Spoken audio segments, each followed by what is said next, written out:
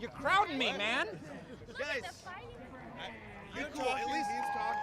You know, one of the answers for me is Diversity Day, because I think it was an amazing episode right out of the gate, and it made me have the thought, oh, we're doing something cool here.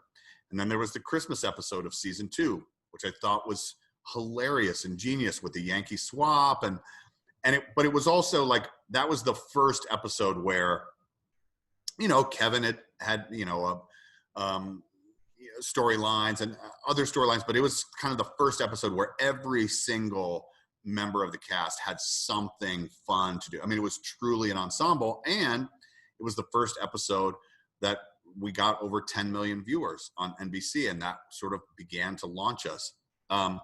And we talk about stuff around that in the podcast. So, you know, and then there was stress relief with the fake fire drill and the CPR and all of that, but that episode aired after the Super Bowl, and that this comedy would air immediately following the Super Bowl was like a crazy thing at the time. You know, it was all big dramas and stuff that everyone could relate to, and that we were on like that, you know. So a lot of it, and it's what we talk about in the podcast, a lot of the episodes that are significant for me are significant, one, because I think they were freaking great, and two, because of other things that were happening around that. Make it look like we like each other, all right? Just act Like cool.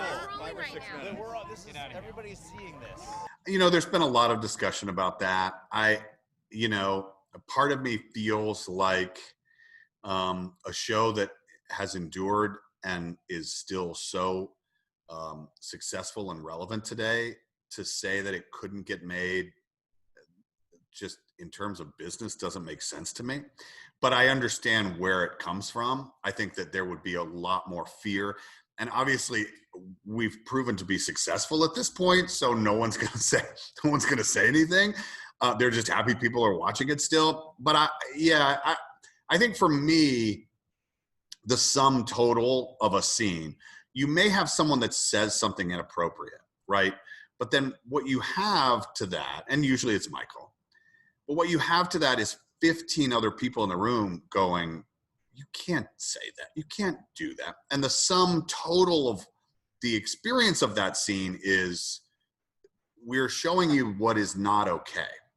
And so it's difficult for me to grasp kind of how that isn't okay to say today.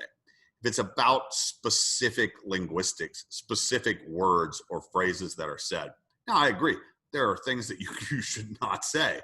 But I think when the sum total of it is actually a progressive thought, it's difficult for me to understand how that couldn't happen today.